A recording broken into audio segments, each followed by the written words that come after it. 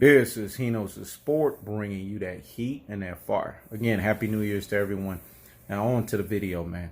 Canelo Alvarez. See, this is the stuff that I try to tell you guys. You guys have to understand this from a boxing standpoint. Canelo Alvarez understands the level of opponent that Jermall Charlo is. He gives him his truest and his most properest respects. He understands that this is a super fight of epic proportions and epic magnitudes. Let me say it again. He understands that this is a super fight of epic proportions and epic magnitudes. Yesterday in my community post, I put a link in there that explained. As a matter of fact, I expressed profoundly. Eddy Reynoso, Reynoso, and Canelo Alvarez talked about Jermall Charlo as a super fight. What was their comments? They all said in the same version, in their own similitude, that Jermall Charlo is a great fighter. How's that a tune-up fight? How does that sound like a tune-up fight? This is what I'm trying to tell you guys. Are you guys going to listen to Cinnamon Alvarez fanboys? Are you going to listen to cult-like followers? Or are you going to listen to the guys that actually step into the square circle? Canelo Alvarez took a dig the other day at people that don't step into the square circle and do this. And here's the thing. When he took that dig, he was taking the dig at people that don't respect the craft. I never said that Canelo Alvarez is not a very, very good boxer. Never said that. I always call him that. But that's where the buck stops with him. I'm not going to sit here and say that he's great. To say that he's great, now you're going into the Andre Ward modes. Now you're going into the Floyd Mayweather modes. Now you're going into, Sugar Ray Leonard modes. I don't even call Earl the True Spence great because Earl the True Spence has a lot to do, and he's my favorite fighter. He has a lot to do before I can start mentioning great. But I see the greatness in him because greatness personified, it can only be hindered. It can't be stopped. A la his car crash. It can only be hindered. It can't be stopped. But he's not great yet. There's a lot you have to do to get to great. Canelo Alvarez had the potential to be great, but he's ducking great fights to make him great. Like Jermall Charlo, Demetrius Andrade, Caleb Smith, David Benavidez, Caleb Plant. These are great fights. Arthur Beterbiev, Dimitri Bivol. These are great fights that would make Canelo Alvarez seem like a great fighter. Not only seem, but be a great fighter. Not pick wounded animals or cherry picking fights. Like an Amir Khan. You know what I'm saying? Who is that? Sergey Kovalev. Rocky Fielding. These are fights that make fight fans look at each other like. And then when he first wanted to fight Triple G, he wanted to fight him at a catch weight at 155. Of course, ultimately, they end up fighting at 160. But just the fact that he always wants to do catch weights, he always wants to do rehydration clauses, there's a lot of excess there. And there's a lot of flack there. And people need to see this for what it is. This is why Canelo Alvarez's boxing career is mired in controversies, gifts, paid to lose situations. And people don't want to accept this for what it is. But is he a very, very good fighter? Yes. Does he have very solid ones and twos? Yes. I've said this before. But I'm not going to sit here and be a cult-like follower or a Cinnamon Alvarez fanboy and make it seem like he's the greatest thing since sliced bread. No, there are boxers in the game right now that are better than him in terms of boxing ability. Maybe not boxing accomplishments. I'm not going to sit here and be stupid enough to say that. Only classic dotes and troglodytes, Rudy Poo and Plum Plum Brains, ultra fanboys with the ultra fanboy rhetoric say that. No one has accomplished what he's accomplished in the sport today. I'm not going to sit here and say that. He has the most championship fights. We know this. He's fought the most marquee names. Well, I take that back. Manny Pacquiao's still fighting, so Manny Pacquiao's ahead of him. So he's probably, he's number 2 in the game right now. Because unquestionably, he's not ahead of Manny Pacquiao in terms of the quality of fights and the quality of opponents. Got to give them that. See, I can keep that same energy and give credit where credit is due. But at the same time, we have to see what Canelo Alvarez is doing that's wrong with the sport of boxing.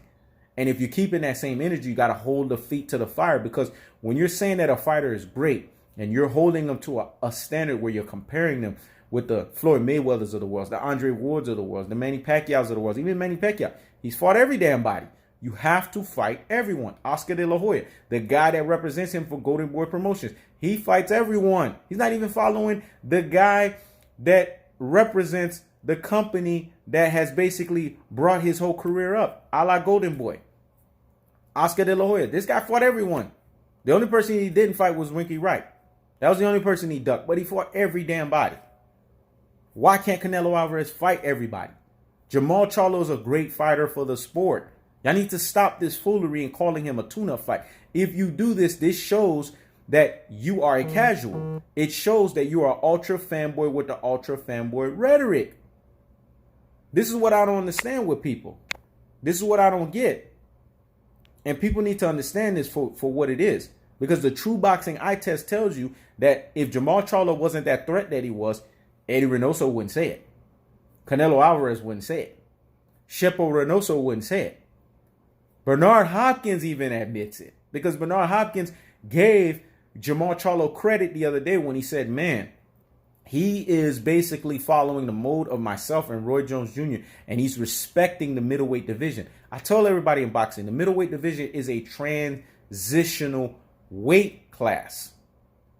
You don't leave to not be undisputed at the middleweight division. Who does that? Who raised you? Like TK Kirkland. Where they do that at? Who raised you? Roy Jones Jr. and Bernard Hopkins made the middleweight division a renowned division. And then Canelo Alvarez is going to sit there and spit on it? Come on. This is what I'm talking about. You don't want to become undisputed on a division that is a transitional division in boxing. Everyone knows this. This is where the flack comes from. This is what people are talking about when they criticize Canelo Alvarez. It's not from a place of we don't think he can't box and all of this other stuff. Of course, his cult-like followers and his Cinnamon Alvarez fanboys, they overrate him to proportions that he don't belong.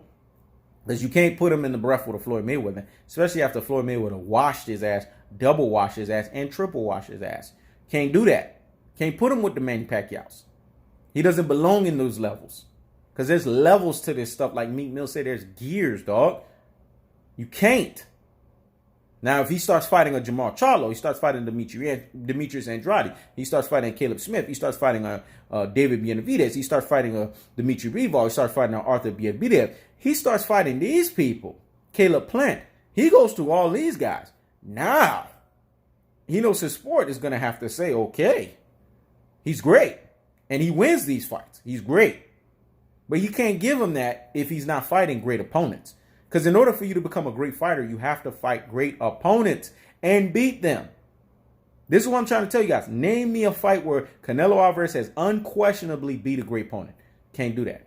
Because if you look at the Triple G fights, could have gone either way. Floyd Mayweather washed him. Erislan Delari beat him. Austin Trout should have got a damn rematch. You see what I'm saying? Miguel Cotto, he fought him when he was too old and too late. There's too many smoke and mirrors associated with Canelo Alvarez that you can't call him great. But he's very, very good. That's his truest and his most properest levels. But I like the fact that Eddy Reynoso, Jermall Reynoso, back on November 21st of last year, because we're in 2020 now, and Canelo Alvarez said that Jermall Charlo is a great fighter. Not a tune-up fighter, a great fighter, and he will be great. He will be a great fight. So basically, if I'm estimating everything, it gives you the impression that Canelo Alvarez and company are going to fight Jermall Charlo on the back end of that 11th fight, the zone. They're not looking to fight him anytime soon because they don't want to expose the fact that this guy who's athletic and explosive has every bit of the power that translates from weight class to weight class can definitely be Canelo Alvarez. Expose him because there's a height differential of 6'1" to 5'9". Come on, his lateral movement, his skillfully awkwardness self. I mean, you guys have to do the math here and see why Canelo Alvarez and company are not chopping at the bits and not running in to try to fight Jermall Charlo. And Jermall Charlo happens to call Canelo Alvarez out after every fight, and Triple G, and Demetrius Andrade. So Jermall Charlo on one end is keeping that same energy. He has the respect of Bernard Hopkins, who happens to be a minority owner of Golden Boy Promotions. He definitely has the respect of Oscar De La Hoya. So who am I going to listen to? Classic Dolce Troglodytes, Rudy Poo and Plum Plum Brains, ultra fanboys with the ultra fanboy rhetoric, Cinnamon Alvarez fanboys, cult-like followers, or the powers that be, or these people that are actually respecting Jermall Charlo and saying he's a great fighter? Y'all do the math. This is He Knows the Sport. Checking out.